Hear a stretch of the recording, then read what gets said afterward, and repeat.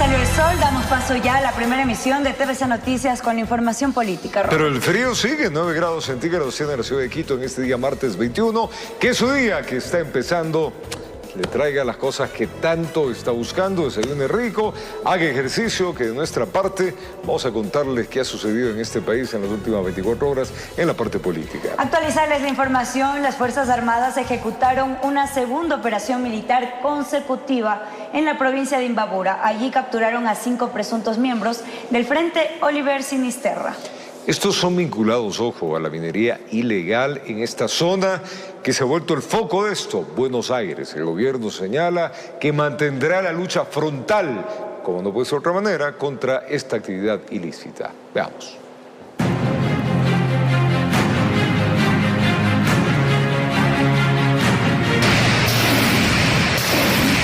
Por segundo día consecutivo, las Fuerzas Armadas del Ecuador desarrollaron una operación militar de alto impacto en la provincia de Imbabura.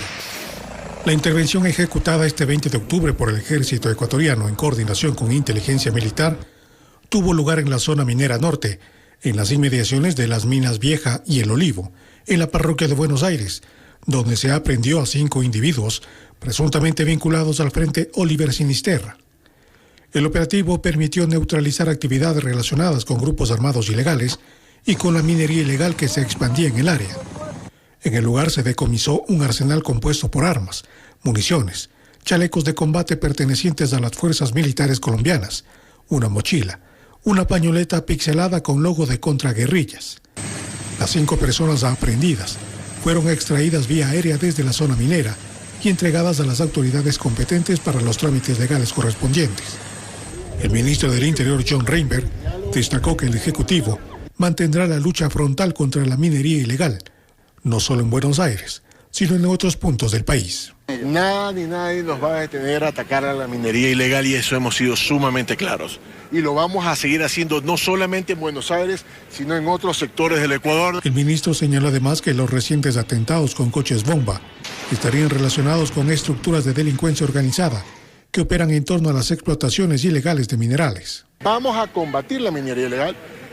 La investigación sobre los coches bombas van bastante adelantados, como lo manifesté. Tenemos los indicios de quiénes están de esto. Es los grupos de los lobos en conjunto con los que fueron afectados en el tema de la minería ilegal. Las autoridades señalaron que los patrullajes militares continuarán en la zona para impedir el reingreso de grupos irregulares y garantizar la estabilidad en las comunidades afectadas por la minería ilegal. Esta acción militar se suma a la efectuada el día anterior en el mismo territorio, en el marco de una ofensiva sostenida por el gobierno nacional para recuperar el control del norte del país y erradicar la minería ilegal. Las Fuerzas Armadas han reiterado su compromiso con la seguridad, la defensa de la soberanía y el combate permanente a las actividades ilícitas. Informó Miguel Ángel Bedoya. Ahora les contamos que la decisión de los Estados Unidos de suspender su ayuda.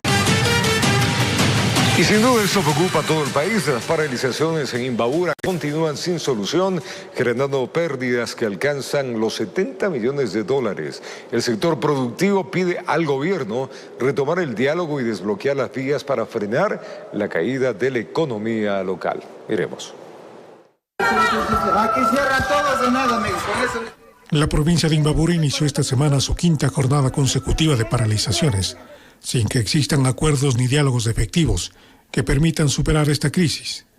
Desde Ibarra, los representantes del sector productivo y turístico hicieron un llamado al gobierno para que se establezcan mecanismos de diálogo y también se reaperturen las vías de manera inmediata para reactivar el comercio y frenar la caída de la economía local.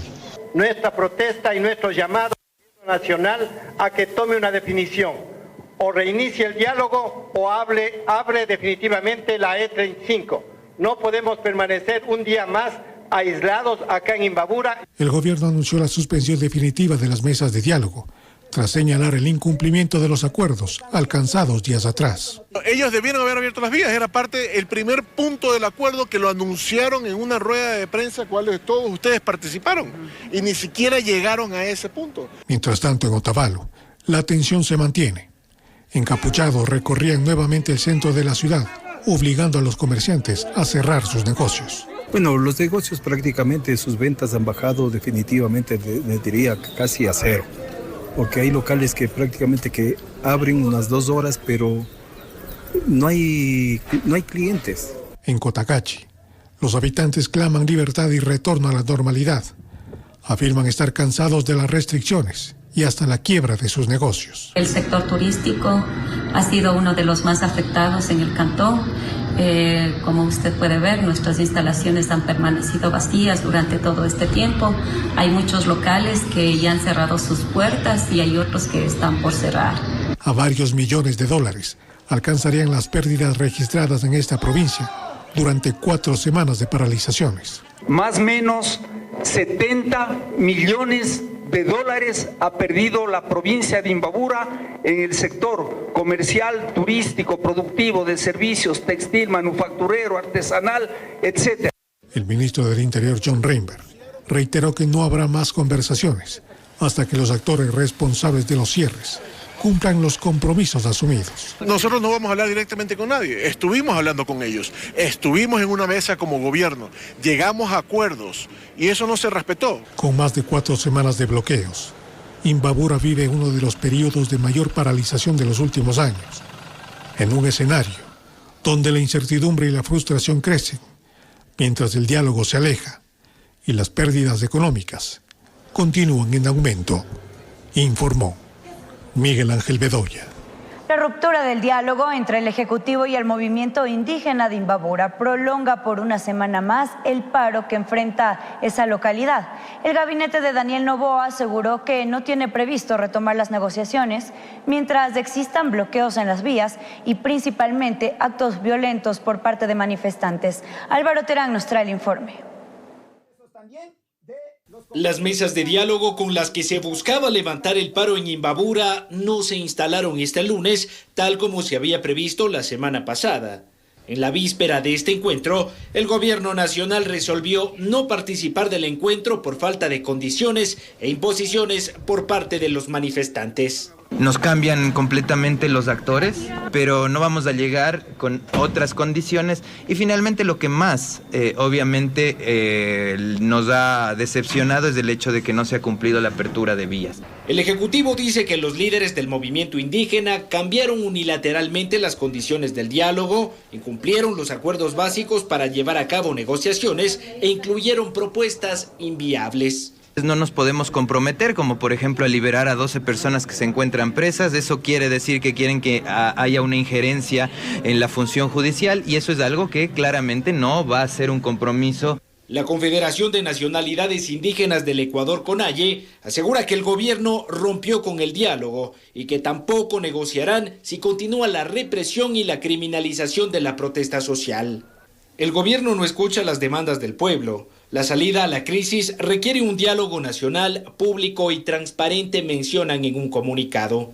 Ante ello, el gabinete de Daniel Noboa aseguró que el gobierno ya no sabe quiénes son sus interlocutores en el paro, pues existe una célula en el movimiento indígena que se niega a llegar a acuerdos. Claramente la facción que aún sigue queriendo manejar la CONAIE de parte de Leonidas Issa, Guillermo Churuchumbi, ahora vemos que han desconocido al presidente de la FICI. En la asamblea, tanto el correísmo como ADN invitan al gobierno y a los manifestantes a llegar a consensos con el objetivo de evitar la prolongación de las movilizaciones. Un país que no dialoga está condenado a la represión y al retroceso. Es necesario aperturar un espacio de diálogos por el bienestar de todos. Espero que se lleguen a consensos porque es necesario. El país necesita seguir trabajando, no queremos más bloqueos. El Ejecutivo sostiene que ya no está dispuesto a negociar y responsabilizó al movimiento indígena por lo que pueda ocurrir en el decurso del paro. Ellos no llegaron a entender que lo que estábamos haciendo era bastante importante entre los dos. Pero bueno, gobierno cumplió. Ellos no cumplieron, se cierra el diálogo. A partir de ahora, cualquier cosa que pase será responsabilidad de ellos. En respuesta a Reinberg, la CONAIE reafirmó su postura y dijo que el gobierno confunde el diálogo con la amenaza. Informó Álvaro Terán. Y como algo sin sentido, fue calificada la propuesta de que el salario básico suba a $650, tal como lo planteó el presidente de la Confederación de Nacionalidades Indígenas del Ecuador, CONAIE. Se cree que esto es una traba para que las negociaciones con el régimen sencillamente no fluyan. Veamos. Marlon Vargas, presidente de la Confederación de Nacionalidades Indígenas del Ecuador, CONAIE, vuelve a estar en el ojo del huracán tras sus declaraciones que propone incrementar el salario básico unificado a $650, que en la actualidad bordea los 470. Porque probablemente aquí en el país nos hemos acostumbrado de lado y lado. Me refiero digo a gobernantes, cuando son candidatos dicen una cosa, llegan al poder y transforman completamente su discurso. Luego los actores políticos también dicen un día una cosa y luego otra. Y realmente no se sabe de dónde sale este disparate de los $650, pero en realidad es un disparate. Cálculos del analista económico Osvaldo Landazuri dan cuenta que esto solo beneficiaría al 36% de la población con relación de dependencia estable, fomentando la informalidad. Además, dejando de lado los reclamos por la eliminación del subsidio al diésel para dar paso a factores políticos. Ahora se ven ahí pedidos relacionados con el IVA, con el salario, con la minería, y eso al final lo que termina para mí demostrando es que al mezclar una campaña como la consulta popular y la asamblea constituyente con la subida del diésel, esto se transformó en una campaña política anticipada. Arturo Moscoso, analista político, lamenta que se esté poniendo muchas trabas, lo que demuestra que no existe voluntad de poner fin al paro. Cada vez se suman más puntos a lo que exigen los movilizados, en lugar de tratar de llegar a unos acuerdos mínimos que le van a permitir a todos seguir trabajando y seguir llevando una vida tranquila, ¿no? Inclusive poniendo como bandera de lucha la convocatoria a la Asamblea Constituyente. En lo personal, yo no estoy de acuerdo con que sea un momento adecuado para irnos a una Asamblea Constituyente. Pero ya está la pregunta aprobada y eso tendrá que decidirlo el pueblo. Si es que ellos piensan que tampoco es un momento adecuado para ir a una consulta popular y a una constituyente, entonces que lo digan en las urnas, pero no como una exigencia y una paralización al resto de ciudadanos que también tienen derecho a pronunciarse si es que quieren una constituyente o no. En respuesta, el régimen decidió postergar temporalmente las negociaciones, informó Héctor Romero. El ministro de Desarrollo Humano, Harold Burbano, compareció ante la Asamblea Nacional para informar sobre el avance del programa de compensaciones económicas que fue anunciado por el gobierno nacional. Esto tras la eliminación del subsidio al diésel. Vamos a revisar cuántos bonos ya se han entregado hasta este momento. El asambleísta Luna me dice mentiroso, ni mi mujer me... El ministro de Desarrollo Humano, Harold Burbano, compareció ante la Comisión de Transparencia de la Asamblea Nacional para informar sobre el avance en el programa de compensaciones económicas implementadas por el gobierno tras la eliminación del subsidio al diésel.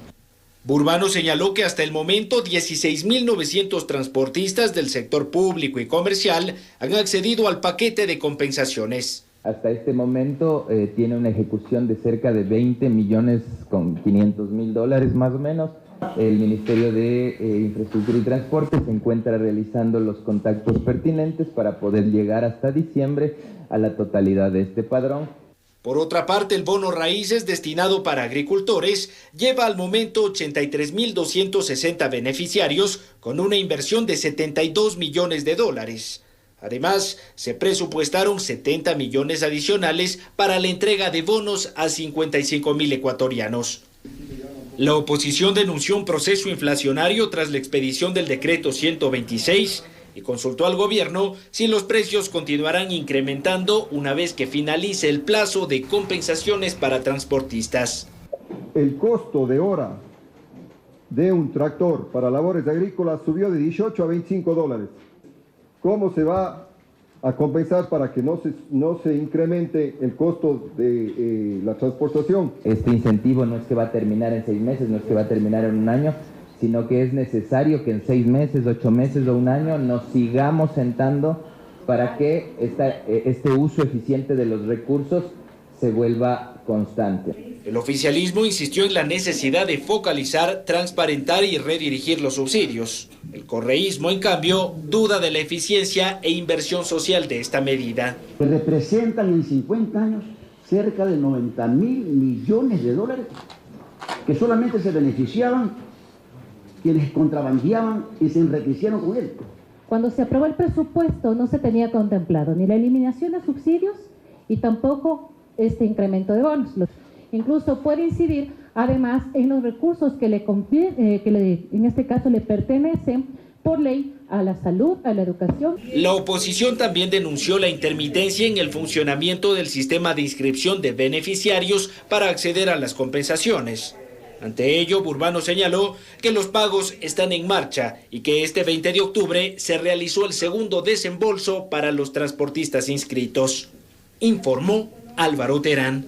La Agencia de Regulación y Control de Hidrocarburos informó que el precio del gas licuado de petróleo, el GLP de uso doméstico, se mantiene en $1.65, esto conforme a la normativa vigente. Las únicas actualizaciones corresponden a la tarifa del servicio de comercialización, cuyo valor será cubierto por Petroecuador, a las empresas privadas encargadas de la distribución del Ministerio de Energía, y exhortó a la ciudadanía a mantenerse informado a través de los canales oficiales. Y al volver continuamos con las noticias. El desplome del precio del crudo internacional reduciría los ingresos petroleros de nuestro país. Roberto, amigos en casa, una excelente mañana para todos ustedes. Día 30 de paro nacional y miren ustedes cómo sigue luciendo el terminal terrestre de Carcelén. Sin usuarios, sin pasajeros, con algunas de las ventanillas apagadas, otras cerradas, unas cuantas vendiendo algunas frecuencias para Ibarra, Tulcán, pero por otra ruta. Recordemos que están tomando rutas por la vía de la costa. Estas se duplican y hasta se triplican tanto en el precio como en el tiempo. Además, miren, estas rutas también salen únicamente si es que se llenan en horas de la noche para poder llegar en horas de la mañana. Pero únicamente si es que llenan, si no se siguen aplazando, porque las operadoras dicen que caso contrario, si es que no se llenan, no les representa el viaje, que es sumamente largo y lamentablemente con muy pocos usuarios no pueden ir. Estas son las consecuencias que todavía se siguen marcando luego de 30 días del paro nacional. Algunas de las ventanillas, incluso miren, hay letreros que dice no hay atención, porque los usuarios lamentablemente no están demandando estas rutas y son muy pocas personas que llegan hasta el terminal terrestre de Calderón a buscar frecuencias. Vamos a tratar de conversar con algunos de los trabajadores de la terminal. Buenos días, una consulta. ¿Tiene pasajes para Ibarra? ¿No se está vendiendo ni con la nueva frecuencia por la costa? Ya, no se preocupe. Bueno, me dice que ahorita no puede darnos una entrevista porque está un poquito ocupada, pero me dice que no tiene en este momento pasajes para Ibarra y que no se está vendiendo precisamente porque no hay usuarios y no hay demanda. Esta es la mayoría de ventanillas que se registran aquí. Las únicas que se están vendiendo son las rutas normales, que son hacia la costa, a Santo Domingo, a Esmeraldas y a otras zonas del país. Vamos a tratar de hablar con otro de los trabajadores. Caballero, muy buenos días. Una pregunta. ¿Están vendiendo rutas a Tulcán? No, señora. ¿Ni por la nueva ruta por San Lorenzo? Lo que pasa es que todavía no nos confirman horarios. Mientras no haya una habilitación del paso, no les sabría decir. Muchísimas gracias, caballero. Bueno, el señor dice que tampoco están vendiendo porque no les confirman todavía si es que van a abrir una ruta y en qué horario se va a vender. Porque, como lo reiteramos, lamentablemente no hay usuarios para estas rutas que se aperturan en horas de la noche por las rutas de la costa. Este es el lamentable panorama que se vive en el terminal de Carcelén, aquí en el norte de la capital, en el día 30 de paro nacional. Esa es la información cuando son 7 de la mañana con 24 minutos. Lamentable este paro indígena sectorial. Ya no es un paro nacional, es un paro sectorial que le tiene secuestrada a la provincia de Imbabura en muchos sentidos, y la vialidad y la conexión también a otras provincias del norte del país. Justamente vamos a ir con Elis Morán. Les pedimos a Adriana Rojas. Elis está en Guayabamba, en esa tierra maravillosa donde uno encuentra una gastronomía extraordinaria y unos dulces también muy pero muy ricos. La vialidad para Guayabamba, ahora que has estado por esos sectores, Elis, ¿qué novedades hay? ¿Qué tal, Robert? Amigos televidentes, muy buenos días. Así es, nosotros hemos avanzado hasta acá el puente de Guayabamba, una arteria vial que conecta, ¿no? Ya con Tabacundo, con Otavalo, con algunas ciudades de la Sierra Norte del país. Y miren ustedes, acá el escenario es un poco diferente. A esta hora observamos que en la mitad de la calle se ha levantado nuevamente montículos de tierra, parte de los controles que están ejecutando tanto Policía Nacional como miembros de las Fuerzas Armadas. Hace pocos días este tramo ya había sido completamente habilitado, permitiendo la circulación sin restricciones, pero hoy las autoridades han decidido reinstalar estos controles. El objetivo es bastante claro, según nos explicaron, es reforzar la seguridad y evitar el ingreso o salida de grupos que puedan generar desmanes o bloqueos en otros puntos del país. Por ejemplo, ya sea esta la capital. Como ustedes están viendo acá a un costado, sin embargo, han habilitado para que los vehículos puedan circular sin ningún inconveniente, ¿no? A esta hora, si bien es cierto, ellos están haciendo controles, pero el tránsito vehicular se mantiene fluido, están circulando tanto vehículos livianos como pesados, lo hacen sin mayores complicaciones. Los uniformados hacen acá también, realizan verificaciones un poco rápido para permitir el paso ordenado de los conductores. Nosotros veíamos también que ya varios buses están circulando, especialmente los que vienen de Malchinguí, Minas, están pasando por acá con absoluta normalidad, lo que refleja que poco a poco se va recuperando la calma y que con ello también la movilidad en estas zonas vuelven a la normalidad. Nosotros veíamos cómo incluso estos transportes van bastante llenos, es decir, ciudadanos que se están dirigiendo a la capital o que están yendo, por ejemplo, hasta San Miguel del Común, hasta el peaje. Bueno, es lo que nosotros veíamos, van incluso con personas de pie en estos transportes públicos, pero acá el ambiente es de tranquilidad, la presencia de la fuerza pública es constante en ambos sentidos, ¿no? Para no registrar incidentes ni tampoco congestión. Están los de tránsito ayudando también para que los vehículos puedan circular y la gente continúe desplazándose, ya sea a sus lugares de trabajo o también a diferentes puntos, ¿no?, de acá del país. Esto es lo que nosotros podemos informarles a esta hora, cuando son 7:28 de la mañana. Vamos a seguir avanzando para ver cómo está por ahí el panorama, pero si los buses de Malchinguí están circulando, quiere decir que está todo totalmente habilitado. Ya vamos a comprobar esa información, vamos a llegar hasta el puente del río Pisque o vamos a tratar de avanzar un poco más hasta donde nos permitan, ¿no? Esta es la información que nosotros podemos brindarles a esta hora, pero ustedes tienen más. Buenos días. Gracias, Ailis. Así el panorama en esta vía que conduce evidentemente a Guayabamba, esta Malchinguí, que es otra tierra que tiene mucha agricultura de por medio, y hay que ir viendo hacia el norte hasta qué puntos están. Ahora la policía y los militares también están en la vía, justamente ellos percautelando y dando tranquilidad hacia el distrito metropolitano, no dejando ni entrar ni salir a los pillos. Pero preguntamos como ciudadanos, ¿quién aguanta un mes de paralización en Imbabura? Increíble realmente. Continuamos con las noticias. El SENAE decomisó 432 pacas de ropa usada oculta en llantas nuevas dentro de un contenedor que provenía desde los Estados Unidos. El valor de la mercadería ya supera los $300.000.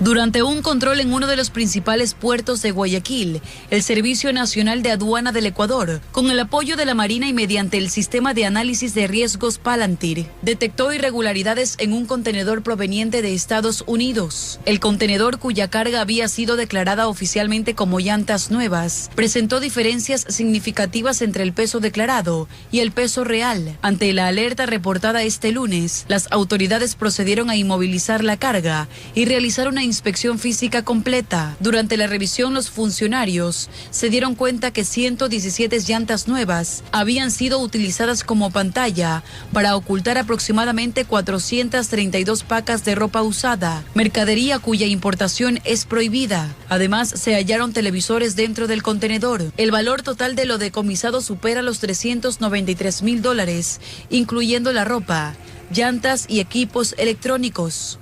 Las investigaciones continúan para identificar a los responsables de este hecho, informó Amy Moreno. Pertinentes y así lograr recabar las versiones. El caso se encuentra actualmente en fase de indagación previa. Un hecho lamentable se produjo en una unidad educativa de la ciudad de Ambato. Un niño de apenas 6 años falleció dentro de la unidad educativa. De acuerdo con las primeras versiones, la docente del curso habría salido a una cita médica, dejando a los alumnos al cuidado de una pasante. Minutos después, al notar la ausencia del menor, se descubrió que el niño se encontraba sumergido en un tanque reservorio de la institución. Lo que nos acaban de informar es que un niño se ha ahogado en el estanque de los peces de aquí de la unidad educativa. O sea, no se sabe bien las versiones cómo son, pero la cuestión es que yo no entiendo cómo el niño se salta a la rejilla y se ahoga. ¿Por qué razón? Porque la rejilla me da por aquí, o sea, sí es bien altita, sí es alta y está tapada.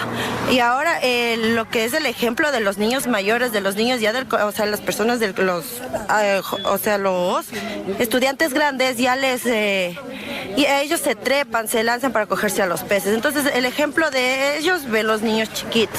Y no, o sea, ahorita estamos conmocionados porque jamás ha pasado esto. Yo estudié en este colegio y jamás en la vida ha pasado esto. Los profesores siempre han tenido cuidado con los niños. Mi hija desde inicial ha estado aquí y siempre han tenido cuidado con los niños. Una madre de familia del curso de donde era el niño aseguró que el pequeño tenía capacidades especiales. Sí, tenía una condición especial. Entonces a los niños con condiciones especiales se les tiene con maestra sombra o con pasante.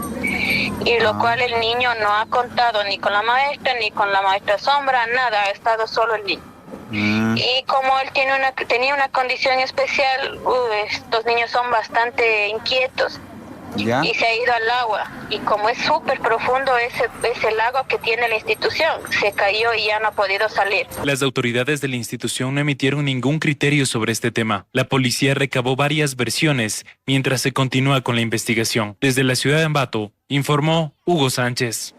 Un accidente de tránsito se registró en el norte de Guayaquil. Allí 2 vehículos chocaron y uno de ellos terminó volcado.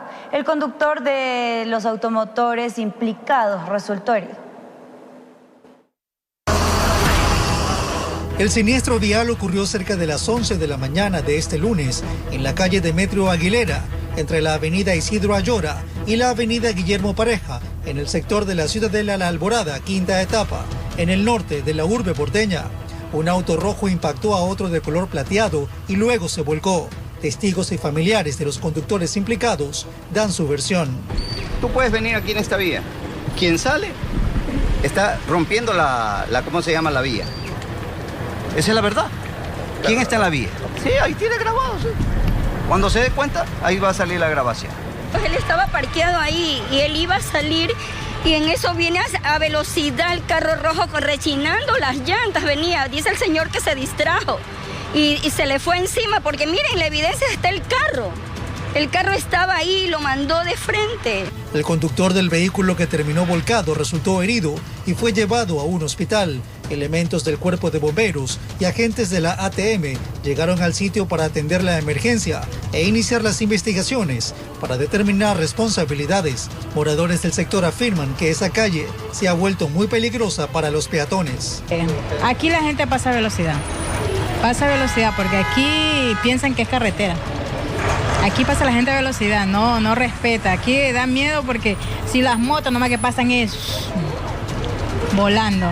Informó Wilber Quiñones.